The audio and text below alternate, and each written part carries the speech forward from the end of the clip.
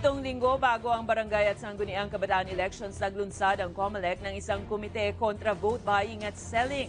Samantala, mga reklamo sa early campaigning at election violence, inaaksyonan na rin ng komisyon. Narito ang ating balitang A to Z. Nakakalungkot na ang isang karapatan ay nabebenta at may presyo. Mas may ngipin na paglaban sa pagbebenta at pagbibili ng boto. Ito ang konsepto sa bagong lunsad na permanenteng komite ng Commission on Elections na tututok kontra vote buying at selling.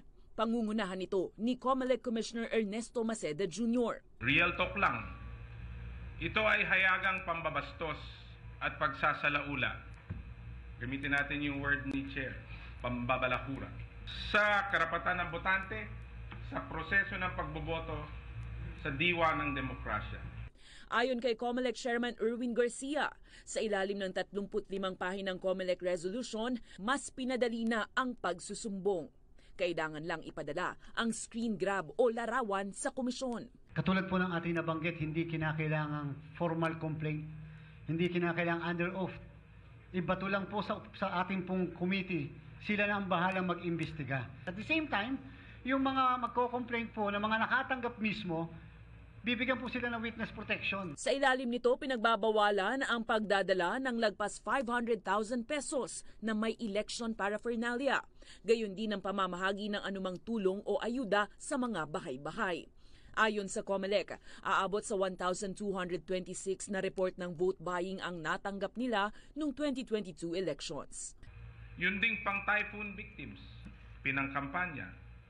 Emergency employment programs such as sweeping of streets and buying through digital wallets and online cash transfers. Hindi naman po bawal sa batas na magdemanda ka based on presumption. O di bahala na yung nademanda mag-defend sa sarili niya. Ang importante, mapaila namin siya ng kaso. Kasi po yung iba, ang paniniwala, hindi naman tutuluyan kami ng COMELEC eh. Wala namang gagawin niya, katulad din yan na nangyari dati. O di sige po, di subukan lang nila ngayon. Samantala, bukod sa vote buying, tinututukan rin ng komisyon ang gun ban at early campaigning. Habang inaaksyonan na rin ng COMELEC ang insidente ng pagpapaulan ng bala nung araw ng filing ng kandidatura sa Lanao del Sur.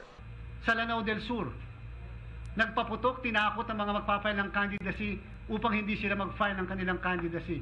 Ngayon, inutusan natin to conduct a manhunt of that particular person, and I think by 2 o'clock, he surrendered already to the PNP.